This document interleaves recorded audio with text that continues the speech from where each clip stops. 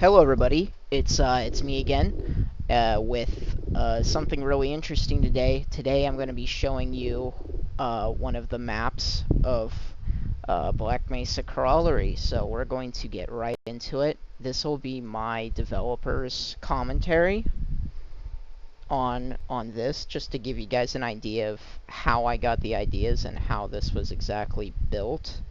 Um, it still has a lot of work ahead of it, but it's out right now for anybody who owns Black Mesa. It's on the Steam Workshop. All you have to do is type in Black Mesa Corollary, and it's out. So you can play the beta for the intro. That's what we're gonna be doing. So let's start. So here we go. So it says this project is dedicated to the lost Black Mesa devs. Thank you guys for giving us more than just a game. And this is the beta teaser for Black Mesa Corollary. So this project is actually dedicated to the lost developers, the developers that actually died in the making of Black Mesa. I just thought, these guys work, so they should have some sort of piece of, you know, uh, something dedicated towards them. Hopefully I don't disappoint, because I hope I make something that's pretty good, because these guys worked so fucking hard to make this game, and I hope the developers that died making this game don't go unnoticed. And the Black Mesa devs also made sure of that in the end of the credits at the end of the game. If you look at my playthrough or anybody else's playthrough, you'll actually see that there is an in loving memory section in the credits. So I'm sorry if you hear blowing in my mic. That's my fan. It's really hot right now, so I will literally die if if I turn it off, because it's like almost 120 degrees out right now. So we're gonna get started. You're gonna see glitches here and there, but that's okay. It'll get all worked out. That's why it's a beta, and this isn't even the complete teaser. So let's get started. So you walk forward.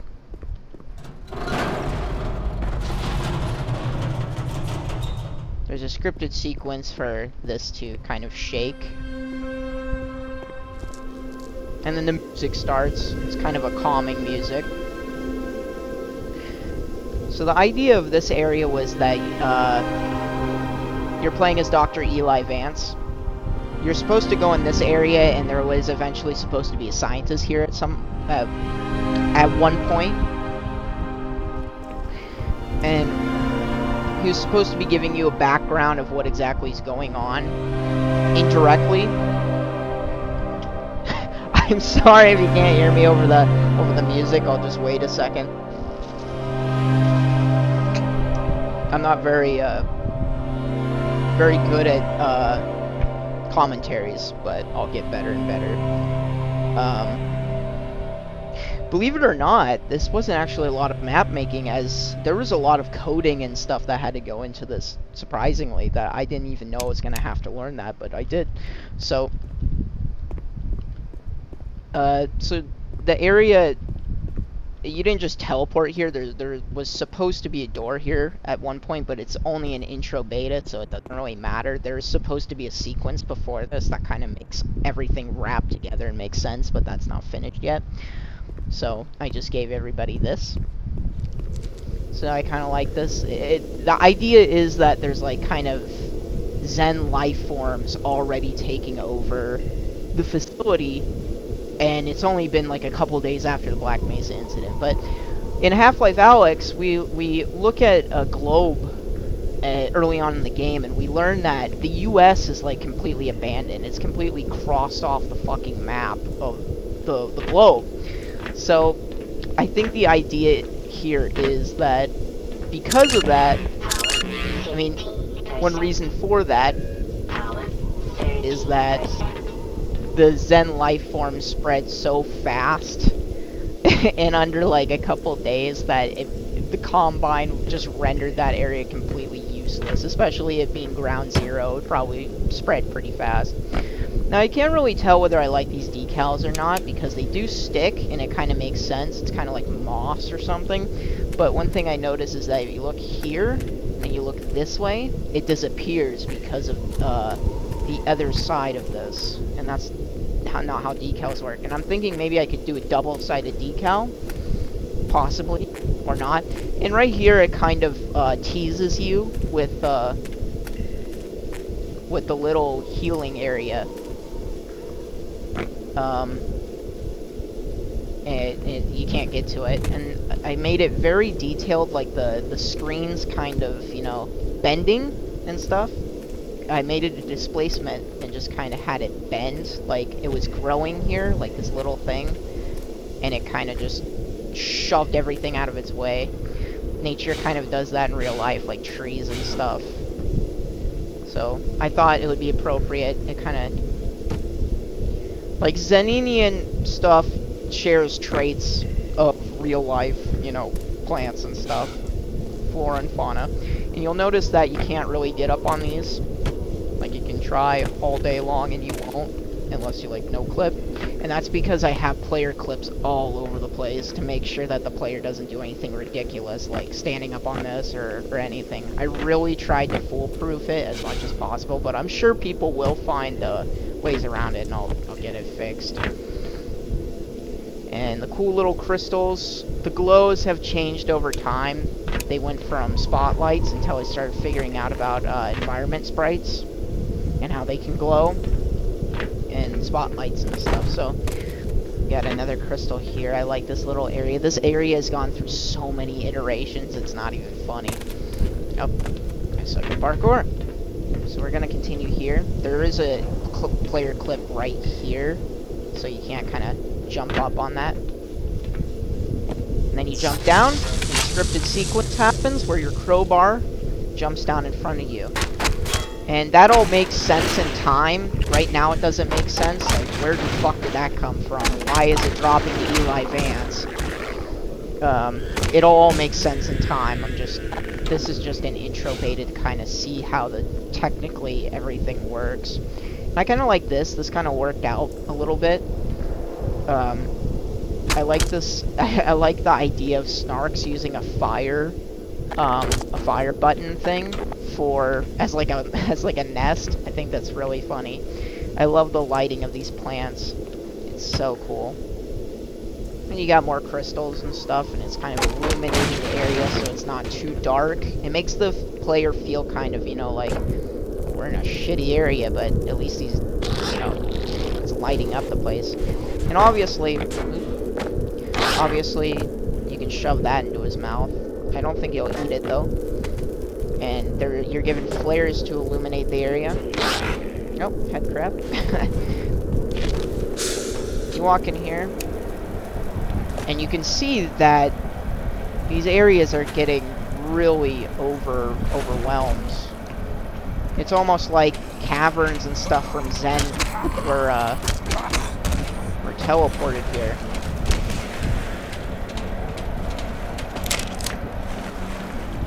So I love it. It's really cool. It's also foolproof over here. You can't jump on that.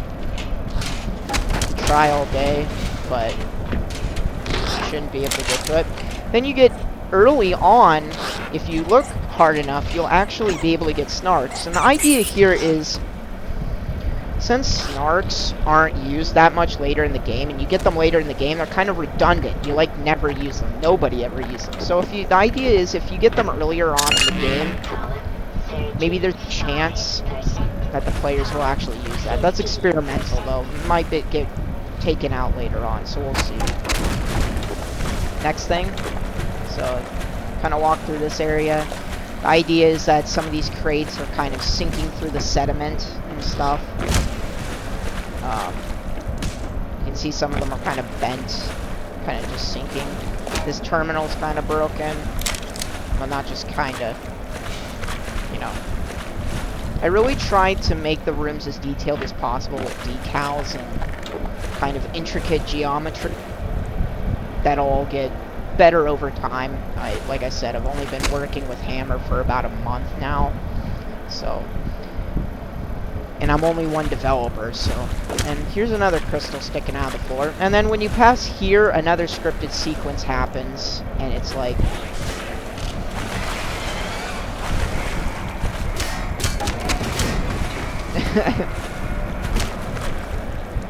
and you hear Marines screaming, and you hear some sort of creature screaming. Anybody who doesn't know what that is, you'll figure out what it is later. So you come into this area. The crystal illumination from this room is kind of passing into this room, and the lighting's kind of naturally glowing across all the walls and stuff. There you go. And obviously there's some geometry clipping here, like, actually never mind, that works. I just wasn't moving correctly on it.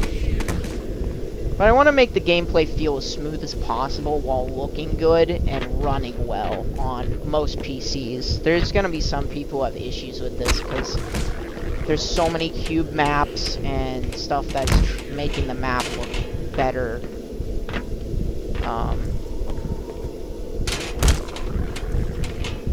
So you can actually go over... Ooh, I fucked up.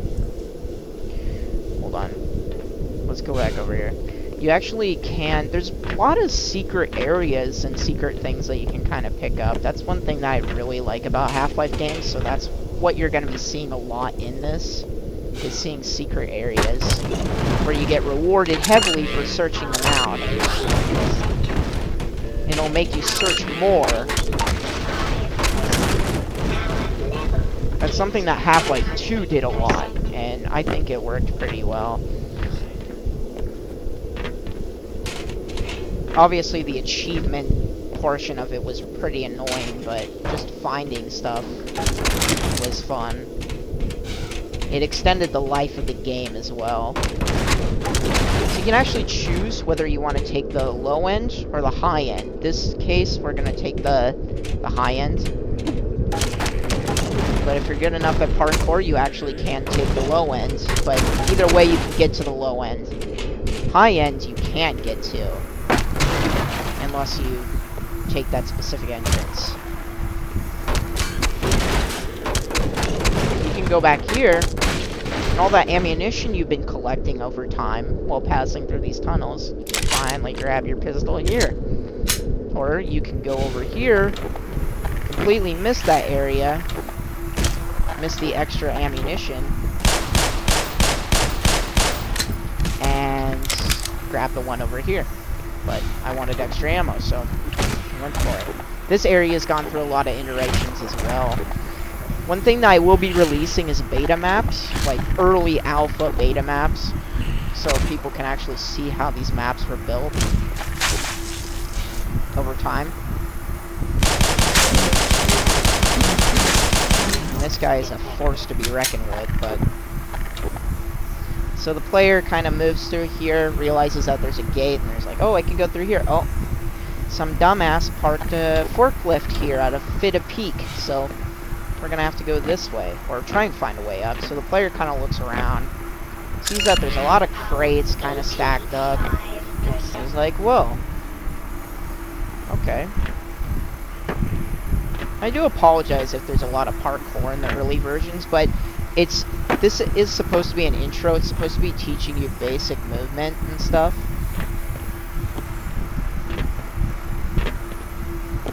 And you can get up here and just make your way down here. Grab this.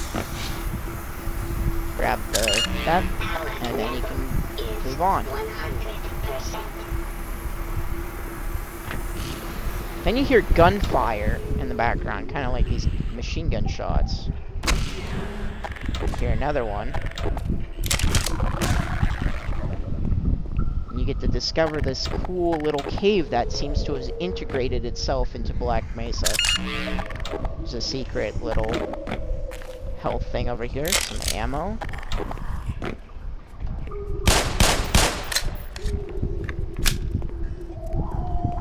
You walk out. Extradition, sorry. Oh, I love that. Gonarch doesn't notice you, so you can kind of roam around and search around for stuff. You can see that there's like a car just sinking into the floor. Can't move over there, it's kind of just for looks. And you move this way. Gonarch starts moving. Can't really see it, but you can see that it starts moving into place for the next script.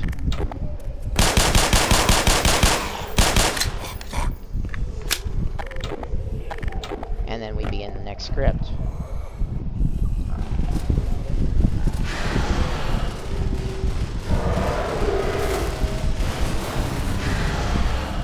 Oh, there goes that fucking tank.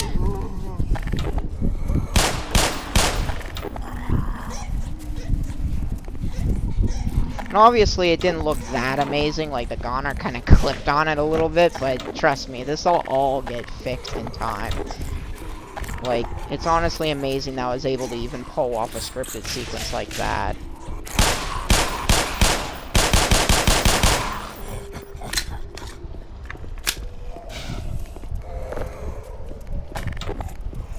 We're gonna take out these last enemies. Oh.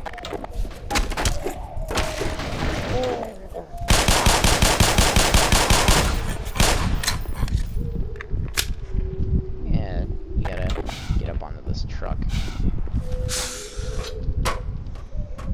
And we're full on everything, so we can go ahead and continue. But before we go, we get to glimpse at a beautiful cave, in my opinion. It's an amazing rock formation. There's obviously glitches here and there you move.